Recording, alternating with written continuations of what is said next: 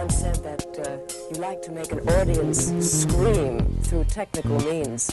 What is it about an audience screaming that you like? How many times have you heard a woman say, "Oh, I went to see the movie and had a good cry"?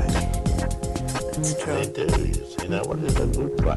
She never says, "I went there and had a bad cry." Otherwise, she wouldn't have paid the money to go in the first place. So these people have paid money to be scared, just as much as they go to Disneyland and go on the Big Dip or whatever they call that railway. You know, The roller coaster? Oh, yes, the roller coaster, or the haunted house. They pay to be scared. Do you like to be scared yourself? No, I'm not keen about it. I have been on other occasions. Like when? Oh, I think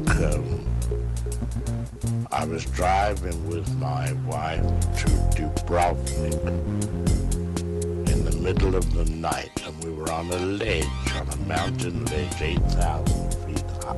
And we came head to head on with a bus. So it was a question who was going to go by first, and I remember having to get out and beckon her on, and the wheel was within 18 inches of the drop. I said, this may be good enough for the movies, but it's not good enough for me now. I know that you plot out very carefully your scenario and work out very carefully your films.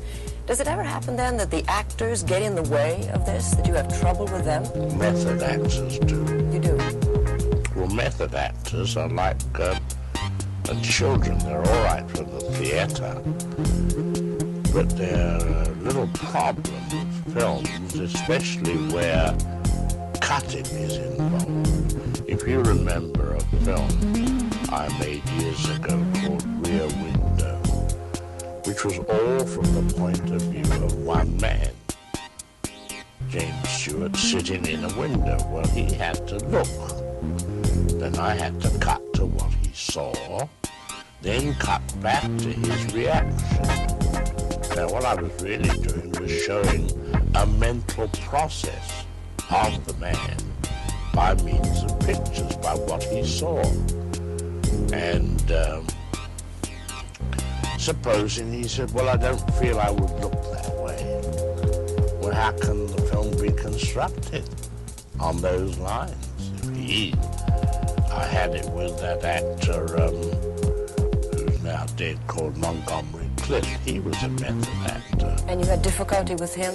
Well, yes, I was shooting a scene in Quebec, and he was playing the part of a priest who'd just been acquitted of a murder, but had been sort of bruised and stoned outside the courthouse. And then the action of the film was to go across the street into the Chateau Frontenac Hotel, which you've seen pictures of, so forth, there.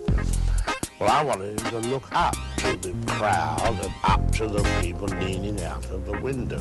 But I also had put on the facade of the building the big gold letters of the World Hotel, so the audience would know where they were going.